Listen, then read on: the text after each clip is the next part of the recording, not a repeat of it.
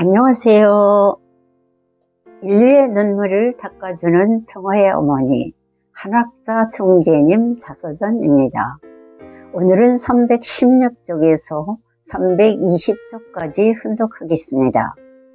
제목은 섭리의 봄, 나와 함께 할 때가 황금기입니다. 깊은 숲속에 작은 오솔길이 있습니다. 사람 한 명이 겨우 지나갈 수 있는 길입니다. 처음에 이 길을 낸 사람은 손으로 나뭇가지를 쳐내면서 손에 생채기가 나는 것을 아랑곳하지 않고 땀을 송골송골 흘리면서 길을 만들었을 것입니다. 그 덕분에 뒷사람들은 편하게 갈 수 있습니다. 우리는 그 첫사람의 노고에 깊이 고마워하면서 길을 더 넓고 평탄하게 만들어야 합니다. 그러나 숲의 오솔길을 내는 것보다 사람들 사이에 길을 만드는 것이 더 어렵습니다. 사람들은 나무나 가시덤불과 달리 자신의 의지가 있습니다. 그 의지에 반하면 마음을 열려 하지 않습니다. 나는 평생 사람들의 마음을 열어 한 가족이 되도록 하는데 땀과 눈물을 흘렸습니다. 누구도 가지 않는 길을 개척하고 가장 험한 곳에서 세계인을 품에 안았습니다. 누구라도 도망치고 싶은 처지에서 인류 구원과 세계 평화를 위해 묵묵히 참사랑을 실천해 왔습니다. 나를 비난한 원수까지도 용서하고 품어 감동의 눈물을 흘리게 했습니다. 이제 우리는 섭리의 봄을 맞이했습니다. 한 해를 시작하는 봄은 결실을 거둬야 하는 농부에게는 가장 바쁜 계절입니다. 미래의 풍성한 수확을 위해 최선을 다해야 하기 때문입니다. 섭리의 봄을 맞는 천일국의 백성들은 본래 하나님께서 이루려 하셨던 그 본연의 세계를 건설하기 위해 책임을 다해야 합니다. 자신의 종족을 책임지고 국가적인 기관에서 메시아의 책임을 다해야 합니다. 그런 천명이 놓여 있습니다. 어렵고 힘들어도 섭리를 마감하고 진실을 드러내야 합니다. 해바라기처럼 정렬된 자세로 우리에게 주어진 책임을 다한다면 하나님의 꿈, 인류의 소원은 반드시 이루어집니다. 문제는 내가 지상에 있는 동안 그 결과를 하나님 앞에 봉헌할 수 있느냐 하는 것입니다. 그래야만 후대 후손들에게 미래의 인류 앞에 자랑스러운 나 자신이 됩니다. 이런 때는 언제나 오는 것이 아닙니다. 한 인간을 놓고도 독생여인 나와 함께하는 이 시간은 그 누구든 나이를 막론하고 황금기입니다. 황금기를 놓쳐서는 안 됩니다. 동시대에 살면서 참부모가 오셨는지도 모르고 하늘의 축복과 은사가 있는지도 모른 채 살아가게 할 수는 없습니다. 세상 만민이 이 시대에 함께 사는 것을 감사하면서 하늘을 모시는 자리에서 살게 해야 합니다.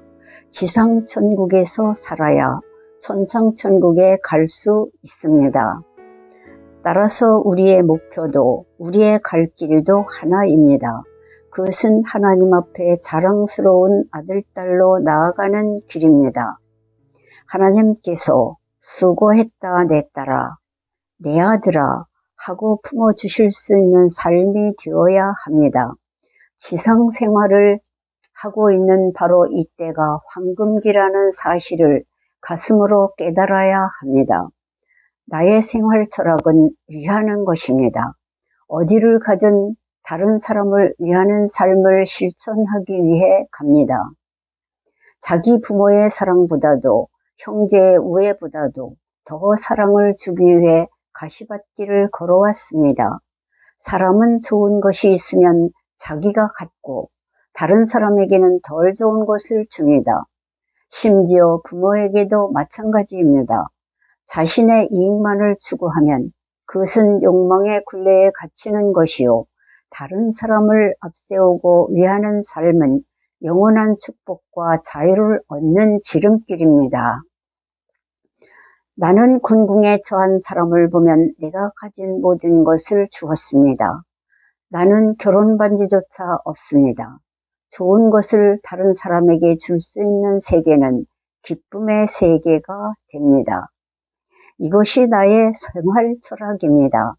자기만을 위하는 삶은 곧 벽에 부딪힙니다. 그러므로 다른 사람을 위해 베푸는 마음과 사랑을 가지고 살아야 합니다. 무세상 사람들은 통일교회가 돈이 많다고 지레짐작합니다. 문선명 총재와 한학자 총재 역시 돈이 많을 것이라 생각합니다.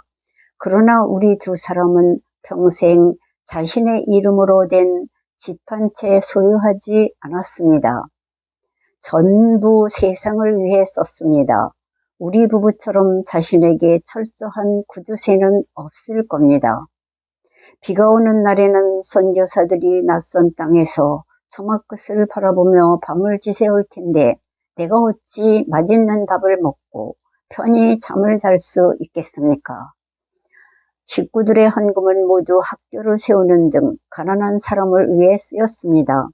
여러 기업체를 세운 것도 국가를 부강하게 하고 사람들의 일자리를 만들기 위해서였지 그 돈을 소유하겠다는 생각은 애당초 없었습니다. 아무리 배가 고프더라도 나보다 더 배고픈 사람이 있으니 그를 위해 참고 또 참았습니다. 뜯기를 가면서 소유의 욕심을 지닌 사람은 부모의 살을 애는 자요 뼈를 깎아 먹는 사람입니다. 우리는 하늘 앞에 빚을 져서는 안 됩니다. 나는 늘 사랑을 생활의 중심에 두었습니다. 삶은 언제 끝날지 모르는 마라톤을 뛰는 것과 같습니다. 그 힘은 돈의 힘도 아니며 명예나 권력의 힘도 아닙니다.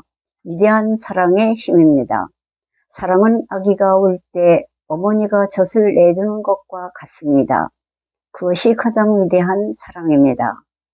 사랑과 더불어 내가 왜 왔으며 왜 살아야 하며 어디로 가야 하는가를 늘 마음속에 담고 살아가야 합니다. 하나님의 심정을 더듬어 볼 때 내가 당하는 시련과 고통은 오히려 너무나 가볍다고 여길 수 있어야 합니다. 하나님 앞에 나를 변명하기에는 너무나 부족합니다. 어려움이 닥치면 닥칠수록 절대신앙, 절대사랑, 절대복종해야 합니다. 태어난 것을 나 스스로 태어났다고 생각해서는 안 됩니다. 하나님의 뜻에 따라 주어진 삶을 충실히 아름답게 가치 있게 살아야 합니다. 내가 자녀와 가족을 위해서 있고 아내나 남편을 위해서 있고 전 인류를 위해서 있고 전 세계를 위해서 있다는 마음만이 행복한 나를 갖게 해줍니다. 우리의 제일 가까운 스승은 자신의 마음입니다. 어려운 일에 처하거나 혼란스러운 일이 다가오면 마음한테 물어보면 됩니다. 그 마음에는 우리를 사랑하시는 하나님이 내재해 계십니다. 그 진정한 소리를 들을 줄 알아야 합니다. 마음 가운데 계신 하나님의 음성을 들을 줄 알아야 합니다. 자신을 갈고 닦아 마음이 속삭이는 소리, 하나님이 들려주는 소리를 들을 줄 아는 자리까지 나가야 합니다. 마음은 영원한 나의 주인입니다. 마음의 기도는 하나님과의 유일한 통로입니다. 그와 같은 참된 기도를 통해 가장 곤궁하고 가장 험난한 곳에서도 하나님과 참부모님의 은총을 허락받을 수 있습니다. 우리는 그 은총의 손길에 따라 하늘나라로 자유로이 그리고 행복하게 올라갈 수 있습니다. 오늘은 여기까지 훈독했습니다. 경청해 주셔서 대단히 감사합니다.